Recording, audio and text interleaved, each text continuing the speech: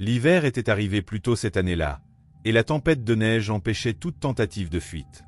Les rues étaient désertes, recouvertes d'une épaisse couche de neige qui s'accumulait rapidement. Dans la taverne, la chaleur du feu était le seul réconfort face au froid intense qui régnait dehors. Les habitants, n'ayant guère d'autre choix, s'y rassemblaient, cherchant du réconfort et de la compagnie.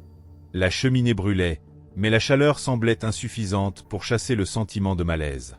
Les conversations étaient basses et nerveuses. Personne ne voulait parler de ce qui se passait dehors. La tempête semblait s'intensifier à chaque heure qui passait, et une étrange sensation commença à se répandre dans la taverne. Quelque chose était différent cette nuit, mais personne ne parvenait à identifier quoi. Le vieil homme, toujours silencieux, semblait plus tendu que d'habitude. Son visage marqué par l'âge était fixé sur la fenêtre, observant le clair de lune qui parvenait à peine à traverser le rideau de neige. Tout le monde le connaissait comme quelqu'un qui gardait de nombreuses histoires en lui, et bientôt il se leva et demanda l'attention de tous. « Ce n'est pas une tempête ordinaire, » dit-il d'une voix rauque et grave, brisant le silence de la salle. « Cette nuit est différente, » poursuivit le vieil homme, avec un regard sérieux. « C'est la nuit où les esprits perdus reviennent. » Ces mots tombèrent lourdement dans la salle, et tous restèrent silencieux, attendant qu'il en dise plus. Le vent hurlait plus fort dehors, mais à l'intérieur de la taverne, l'atmosphère devint encore plus oppressante, comme si ces mots avaient changé l'ambiance du lieu. « Les esprits perdus, » dit le vieil homme, « sont les âmes de personnes mortes dans des tempêtes, sans avoir trouvé le repos. » Il fit une pause, observant les visages attentifs. Ils reviennent les nuits glaciales comme celle-ci, pour se venger de ceux qui les ont oubliés. La tension dans la salle montait, et certains commencèrent à regarder nerveusement les ombres sur les murs, comme s'ils s'attendaient à ce que quelque chose en émerge. « Il faut que nous soyons prêts, » conclut le vieil homme, ces mots résonnant dans l'esprit de tous. La salle, autrefois remplie de conversations discrètes, était maintenant plongée dans un silence pesant. Personne n'osait plus parler, mais tous sentaient la présence des mots du vieil homme comme s'ils envahissaient chaque recoin de la taverne. La nuit s'étirait lentement, et les chuchotements commencèrent. D'abord, ce n'étaient que des murmures à peine audibles, comme si le vent soufflait à travers les fissures des murs. Mais bientôt, les chuchotements devinrent plus clairs, et chacun des présents regarda nerveusement les autres. Personne ne pouvait identifier d'où ils venaient, mais tous pouvaient les entendre. « Vous avez entendu ça ?» demanda une femme, sa voix tremblante. Personne ne répondit, mais tous se regardèrent, nerveux. Les ombres sur les murs semblaient plus profondes maintenant, et le froid, qui n'était auparavant qu'un inconfort, devenait glacial. Le son du vent dehors semblait se mêler au chuchotement, créant une atmosphère encore plus inquiétante à l'intérieur de la taverne. Le vieil homme, assis dans son coin, observait avec un air grave. « Il commence, » murmura-t-il. « Les esprits se rapprochent. » Un frisson parcourut l'échine de tous les présents, et tous commencèrent à scruter les ombres, essayant d'apercevoir quelque chose. Mais tout était vide, les ombres n'étaient que des ombres, ou étaient-ce des esprits? Soudain, une porte s'ouvrit avec un bruit sourd, faisant sursauter tout le monde. Ce n'était que le vent, mais il semblait que quelque chose était entré. Le feu dans la cheminée vacilla, créant des ombres dansantes sur les murs. Tous se levèrent rapidement, essayant de vérifier si quelqu'un d'autre était entré, mais il n'y avait personne d'autre qu'eux. Les chuchotements continuèrent, et maintenant ils semblaient plus proches. Certains voyaient des mouvements dans les ombres, d'autres entendaient de petits rires étouffés. L'atmosphère était oppressante, et personne n'avait plus le courage de parler. La tension était si palpable que le moindre son semblait accroître la peur qui s'était emparée de tous. Le vieil homme se leva et, avec un regard sombre, dit « Ils nous observent, attendant que nous commencions à reconnaître leur présence. » Mais personne ne savait comment, et le silence s'installa, jusqu'à ce qu'une ombre plus sombre bougea au fond, interrompant le silence par un léger chuchotement « Vengeance !» La lumière de la cheminée vacillait doucement, comme si elle essayait de résister à l'obscurité grandissante. Les ombres, qui n'étaient auparavant que des silhouettes, semblaient maintenant prendre forme. Les chuchotements devinrent des cris étouffés, et, pendant un moment, tous les habitants de la taverne sentirent un frisson leur parcourir l'échine.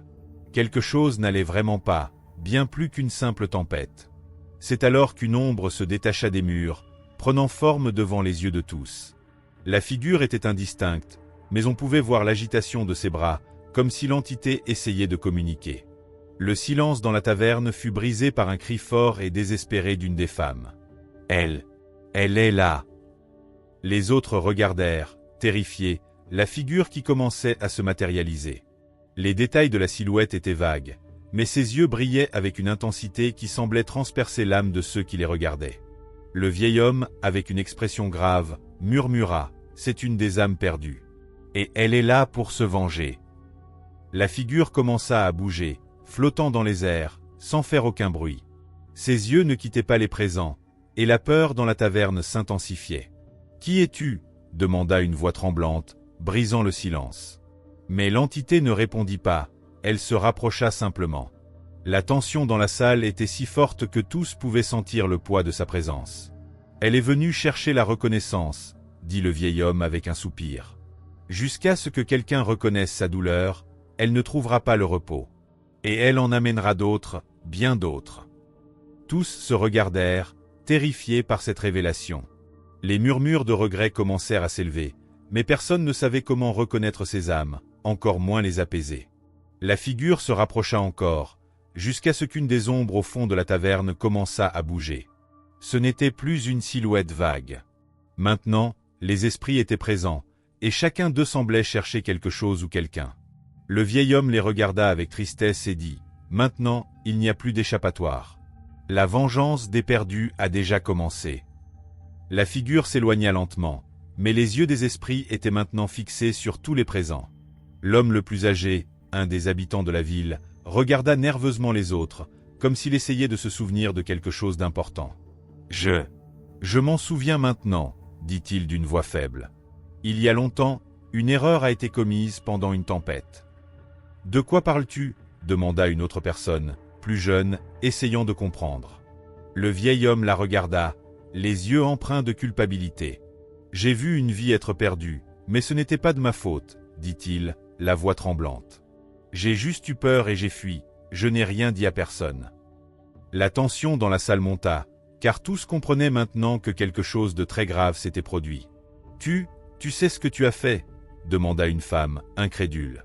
Le vieil homme ferma les yeux et hocha lentement la tête. « Oui, et maintenant les esprits sont revenus pour se venger. » Il semblait ne plus avoir la force de continuer, le poids de ses actions s'abattant enfin sur lui. « J'aurais dû l'aider, mais je ne l'ai pas fait.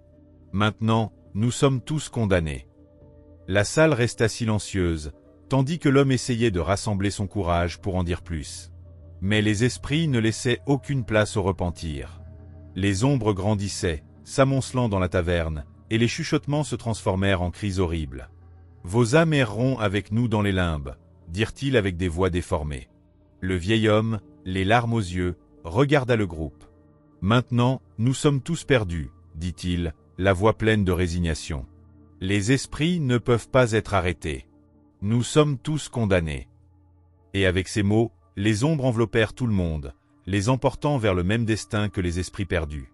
La tempête dehors continuait de faire rage, mais maintenant le silence dans la taverne était absolu.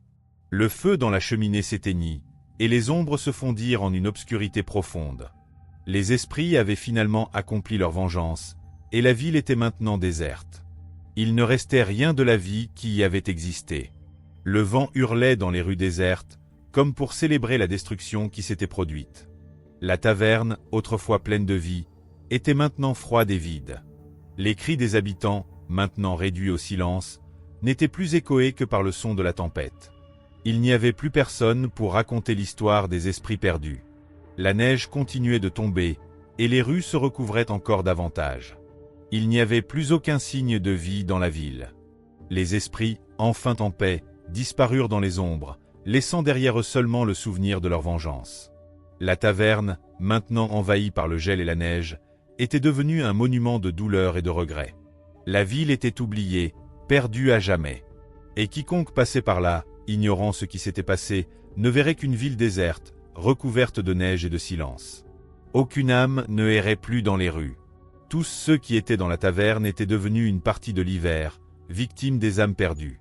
L'histoire de la ville et de ses habitants s'éteignit, et personne ne saurait jamais ce qui s'était passé cette nuit-là.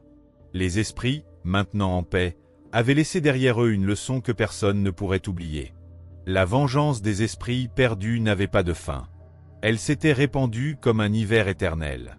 Et ainsi, la ville disparut, comme si elle n'avait jamais existé.